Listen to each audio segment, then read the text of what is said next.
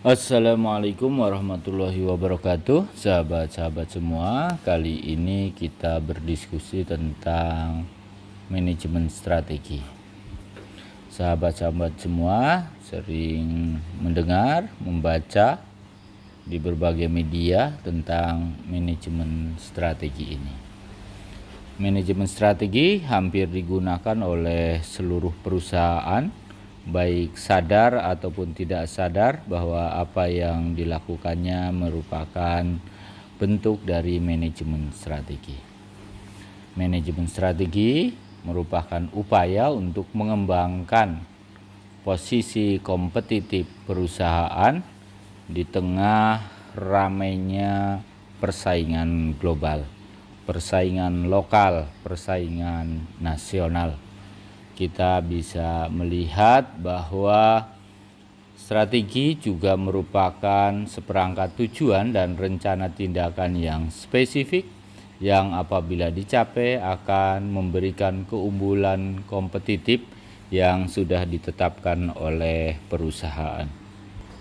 Kita bisa belajar mengenai manajemen strategi ini diawali dari definisi. Banyak definisi yang dapat kita pahami. Yang pertama, bahwa strategi dikelompokkan menjadi bagaimana mengelola kelebihan. Kelebihan yang ada diatur oleh kita sehingga mampu memaksimalkan perencanaan, mampu memaksimalkan pelaksanaan, mampu memaksimalkan pengawasan, sehingga output yang didapat juga menjadi maksimal. Banyak perusahaan tidak merasa bahwa perusahaannya memiliki kelebihan, sehingga kelebihan itu kemudian tidak dirasakan oleh perusahaan, kemudian juga kadang-kadang kurang waspada, sehingga titik-titik kosong dari perusahaan tersebut bisa dimanfaatkan oleh para pesaing. Jadi penting memahami kelebihan, termasuk diri kita juga harus paham apa kelebihan diri kita, sehingga nanti memiliki daya saing, memiliki nilai tawar untuk bisa memajukan perusahaan.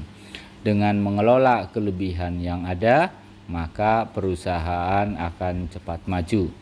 Perusahaan atau diri kita yang terpenting adalah memiliki self-confidence yang tinggi. Kedua, pandangan ilmuwan kita bisa kita kelompokkan menjadi adalah kemampuan merubah kelemahan menjadi kelebihan. Bentuknya apa saja yang kita rasa bahwa itu merupakan kelemahan, bagaimana kelemahan itu dirubah oleh kita dengan cara beradaptasi untuk mampu menjadi kelebihan. Kemampuan merubah ini disebut dengan strategi. Kemudian yang ketiga adalah upaya mengantisipasi ancaman. Pengelompokan definisi, nanti kita akan sampaikan beberapa pandangan atau definisi oleh para ilmuwan, tapi kita bisa kelompokkan bahwa strategi merupakan upaya mengantisipasi ancaman. Jadi jika kita sudah paham betul ancaman yang ada, maka upaya antisipasi itulah yang dinamakan strategi. Kemudian yang keempat adalah bagaimana kemampuan untuk menangkap peluang. Kemampuan menangkap peluang, usaha untuk menangkap peluang, itulah strategi. Kemudian yang kelima adalah upaya manajerial dalam berbagai aspek.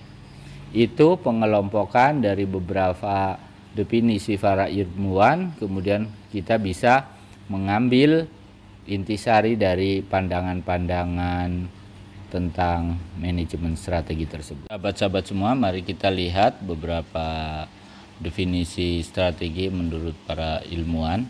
Yang pertama, dari sisi kata, bahwa strategi berasal dari bahasa Yunani, yakni strategos. Stratos maknanya adalah militer dan age berarti maknanya memimpin. Henry mengatakan dalam bukunya The Rise and Fall of Strategy Planning mengatakan bahwa strategi memiliki banyak makna. Antara lain adalah strategi dimaknai sebagai rencana, kemudian sebagai pola, kemudian pengambilan keputusan untuk menawarkan jasa atau barang di pasar, kemudian bisa bermakna juga perspektif visi, misi, dan arah perusahaan. Sementara Thomson mengatakan bahwa strategi merupakan aktivitas yang penuh dengan daya saing dan pendekatan-pendekatan bisnis untuk mencapai kinerja yang telah ditetapkan oleh perusahaan itu, baik dalam jangka pendek maupun dalam jangka panjang. Sementara beberapa pandangan mengatakan bahwa strategi juga bisa dimaknai dengan pola atau model tindakan utama yang dipilih dalam rangka untuk mewujudkan tujuan perusahaan. Jadi, strategi juga merupakan seperangkat tujuan dan rencana tindakan yang spesifik yang apabila dicapai akan memberikan keunggulan kompetitif yang diharapkan. Selanjutnya kita akan membahas tentang komponen-komponen yang ada dalam manajemen strategi. Manajemen strategi memiliki komponen antara lain adalah SDM. Nah, SDM ini harus kita analisis. Apa yang harus dianalisis? Sisi lemah dan sisi lebihnya SDM yang kita miliki. Kita kadang di satu sisi memiliki kelebihan untuk SDM, namun dari sisi kompetensi lemah. Jadi secara kuantiti itu SDM banyak, namun secara kualitas lemah. Sering kita menemukan seperti itu. Makanya harus betul-betul difahami bagaimana SDM itu bisa kita baca, bisa kita analisis untuk menentukan apakah strategi yang kita lakukan tepat atau tidak. Kemudian yang kedua adalah bagaimana kita bisa menentukan tujuan yang terukur. Jadi tujuan menjadi komponen penting. Jangan sampai tujuan terlalu kecil atau justru terlalu besar, sehingga terlalu mudah jika terlalu kecil, dan untuk mencapainya juga terlalu berat jika itu terlalu besar atau tujuannya terlalu muluk-muluk. Kemudian yang ketiga, yang penting lagi hari ini adalah lingkungan. Jadi komponen yang ketiga dalam manajemen strategi adalah lingkungan kita. Lingkungan itu bisa bersifat eksternal perusahaan atau internal perusahaan yang ada di dalam perusahaan kita sendiri. Nah, ini beberapa komponen yang nanti bisa kita kembangkan dan kita bisa menambah komponen-komponen lain sesuai dengan cara pandang kita masing-masing. Yang tak kalah pentingnya lagi untuk kita perhatikan adalah ruang dan waktu. Sebagaimana saya menjelaskan bahwa manajemen adalah ruang dan waktu itu menjadi variabel. Kenapa ruang menjadi penting? Karena ketika kita bicara ruang berarti bagaimana hubungan antar variabel yang ada. Ini pentingnya kita memperhatikan ruang. Jadi ketika bicara tentang satu tindakan, maka akan berdampak positif atau akan berdampak negatif.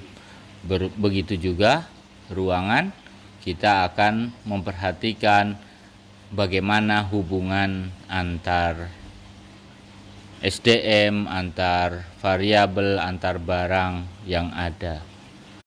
Kemudian ketika kita bicara tentang ruang, maka kita harus memahami bahwa perusahaan kita berada di mana. Bagaimana kondisi yang ada di sekitar ruang tersebut.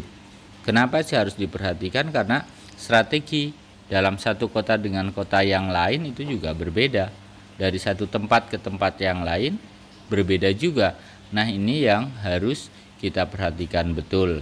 Kemudian di mana kita berada, posisi perusahaan kita berada di mana, itu yang harus diperhatikan. Kemudian yang berkenaan dengan waktu, kita juga harus paham kapan akan dilaksanakan, bagaimana ketika strategi kita lakukan tetapi tidak ada perubahan, maka kemudian nanti akan muncul strategi 1, strategi 2, strategi 3, strategi 4. Ketika strategi pertama, strategi 1 tidak berhasil, maka akan loncat kita ke strategi 2. Jika tidak berhasil lagi, maka akan loncat lagi ke strategi 3. Begitu seterusnya. Jadi berbagai kemungkinan akan diantisipasi oleh yang namanya manajemen strategi ini. Manajemen strategi akan mampu menyelesaikan berbagai persoalan yang ada di perusahaan kita. Selanjutnya kita belajar tentang mazhab manajemen strategi, terutama dalam bidang bisnis. Environmental School, yakni mengutamakan faktor-faktor eksternal. Faktor eksternal menjadi bagian yang menjadi fokus dalam strategi. Kemudian yang kedua adalah Resources Based School, yakni lingkungan yang ada di dalam internal. Kemudian madhab yang ketiga adalah Value Driven School, yakni pentingnya visi perusahaan. Visi menjadi titik bidik strategi tersebut. Bagaimana pencapaian, bagaimana tercapainya sebuah visi tersebut. Kemudian yang keempat, Scientific School, yakni menggabungkan lingkungan eksternal dan lingkungan internal juga scientific. Dan yang lainnya yang dianggap kemudian dibutuhkan dalam menerapkan manajemen strategi tersebut. Kemudian yang kelima adalah Processual School, yakni semua yang ada, baik itu seni, institusi, dan yang lainnya, itu merupakan bagian yang menjadi titik bidik dalam menyusun manajemen strategi. Selanjutnya, kajian kita adalah bagaimana sebuah strategi itu dapat sukses dalam implementasinya. Yang pertama adalah kemampuan kita untuk mengukur kelemahan dan kelebihan di perusahaan kita. Umpamanya kita ingin mengelola zakat, wakaf, infak, sedekah, maka kemampuan kita untuk pertama menggali zakat, wakaf, infak, sedekah seperti apa. Ini sisi kelebihan dan kelemahannya. Begitu juga jika kita mengelola perusahaan, bagaimana perusahaan bisa maju apabila kita paham betul tentang kelemahan dan kelebihan perusahaan kita. Kemudian yang kedua adalah kemampuan kerjasama. We are the team, itu penting. Karena apa? Ingat, jika satu orang yang sukses di dalam sebuah perusahaan akan sangat dapat disaingi atau dikalahkan oleh perusahaan yang seluruh karyawannya itu mampu bekerja sama. Dengan we are the team itu kita akan mampu untuk bersaing. Kemudian yang ketiga, bagaimana satu dan yang lainnya, tadi disampaikan di awal, ada kajian tentang, ada implementasi tentang hasil dari kajian tentang kelemahan dan kelebihan itu menjadi saling melengkapi. Bagaimana yang lemah itu bisa ditutupi oleh yang memiliki kelebihan. Nah, di situ akan terlihat bahwa perusahaan kita akan mampu dalam menerapkan strategi. Nah, yang keempat, kemudian bagaimana penguatan jaringan itu. Semakin banyak jaringan yang kita bangun, maka semakin sukses juga perusahaan tersebut dalam mencapai tujuannya. Kemudian yang kelima, bagaimana model yang kita lakukan. Jadi model ini menjadi penting karena nanti akan menjadi beberapa alternatif. Ada kendala, ada waktu yang lebih, ada ruang yang berbeda, maka pilihan model ini akan menjadi alternatif untuk mencapai tujuan yang telah ditetapkan. Kemudian yang keenam, bagaimana bernegosiasi. Nah, negosiasi ini juga merupakan hal yang harus dilakukan dalam menerapkan, mengimplementasikan manajemen strategi. Sehingga minimal dengan 6 ini dan kemudian kita bisa kembangkan yang lainnya. Ini untuk sekedar bahan diskusi. Kita dengan 6 ini juga akan lebih dari cukup untuk bisa mencapai tujuan yang diinginkan dengan pola manajemen strategi. Manajemen strategi akan sangat membantu kita untuk mencapai tujuan-tujuan yang telah ditetapkan oleh perusahaan mulai dari saat melakukan perencanaan, sehingga kita bisa merasakan bahwa manajemen strategi bisa bermanfaat dalam mencapai tujuan yang telah ditetapkan dengan waktu yang telah ditetapkan pula.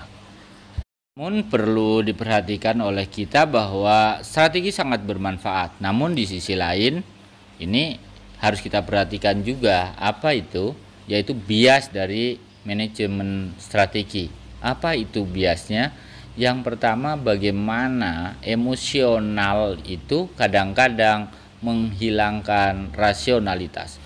Sering merasakan bahwa ketika kita sudah memiliki strategi, kemudian kita menganggap bahwa keberhasilan sudah di depan mata. Padahal strategi hanya merupakan variabel yang mendorong untuk tercapainya tujuan perusahaan. Jadi kadang-kadang menghilangkan sifat rasionalitas. Jadi kita harus hati-hati dengan emosional itu. Kemudian yang kedua, bias itu adalah kadang-kadang kita mimpinya terlalu tinggi, sehingga kita terjebak pada kondisi hope yang kemudian seakan-akan sudah kita pegang. Padahal hope itu ada jika semua variabel yang sudah disampaikan di awal kita itu terpenuhi. Kemudian yang tak kalah pentingnya, kadang-kadang materi menjadi tujuan utama. Jadi ini juga berbahaya jika materi menjadi tujuan utama. Jadi arah kita menjadi berbeda, bukan kemudian kita menghasilkan produk yang luar biasa, tetapi dari sisi materi, ini akan mendatangkan keuntungan sangat besar. Itu akan menjadi bias dari manajemen strategi. Atau kita kadang-kadang justru menjadi takut, karena tadi terlalu tinggi arah yang ingin kita capai, tujuan yang ingin kita capai, sehingga kita menjadi takut sendiri. Nah, karena kadang-kadang orang yang merasa takut itu sudah melihat kondisi perusahaan seperti apa, kok targetnya tinggi sekali. Padahal itu bagian dari yang harus dilakukan oleh kita yang berkecimpung di perusahaan tersebut. Jadi munculnya rasa takut itu kadang-kadang juga karena terlampau tinggi atau tahu betul perusahaan yang ada, sementara pimpinan tidak memahami kondisi perusahaan tersebut. Jadi ini kemudian orang menjadi takut. Ini juga merupakan bias. Kemudian begitu juga SDM yang ada kadang-kadang terlalu teoritik atau bukan bidangnya kemudian masuk. Nah, ini berbahaya. Orang baru belajar awal dianggap teori itu yang paling benar, sementara pimpinan dengan menganalisis berbagai macam aspek faktor kemudian digabungkan dengan teori-teori yang lain, nanti kemudian akan berbeda pendapat satu dengan yang lain. Nah, yang mengakibatkan SDM kita yang hanya berteoritik yang pada tataran dasar ini kemudian menjadi persoalan nantinya. Jadi terlalu berteoritik juga akan menjadi bias, atau terlalu praktis juga bisa. Jadi banyak biasnya itu. Kemudian kadang-kadang juga karena manajemen strategi ini biasanya juga bisa hilangnya objektivitas. Nah, ini hilang objektivitas juga akan menghambat laju dari strategi yang kita lakukan. Kemudian yang paling sering ini hati-hati, karena strategi itu kadang-kadang hanya diketahui oleh beberapa orang. Kemudian manajemen strategi dapat memunculkan konflik, baik konflik jangka pendek maupun konflik jangka panjang. Kemudian kadang juga mencari mitra juga kita kadang-kadang salah, karena berstrategi itu ada beberapa hal yang dirahasiakan, ada yang terbuka, sehingga di samping memunculkan konflik, mengambil mitra juga bisa berdampak terhadap bias yang ada. Kemudian yang terakhir dari beberapa bias, dan kita bisa berdiskusi atau menambah dari bias-bias ini. Jadi bukan hanya apa yang disampaikan, bisa dikembangkan oleh para mahasiswa. Nah, yang terakhir, bias yang mungkin muncul dari praktik manajemen strategi adalah stres. Stres bisa menjadi bias karena apa? Karena tadi banyak faktor yang saya sampaikan di atas, emosional, mimpi yang terlalu tinggi, materi yang menjadi utama, kemudian rasa ketakutan, kemudian yang lain berkata teoritik, yang ini yang penting prakteknya, kemudian pimpinan hilang objektivitasnya karena emosional, kemudian konflik yang berkepanjangan, itu mengakibatkan seseorang menjadi stres. Nah, ini yang harus diwaspadai oleh kita ketika menerapkan strategi. Itu yang bisa saya sampaikan sebagai bahan diskusi kita. Semoga bermanfaat, kurang lebihnya mohon maaf. Assalamualaikum warahmatullahi wabarakatuh.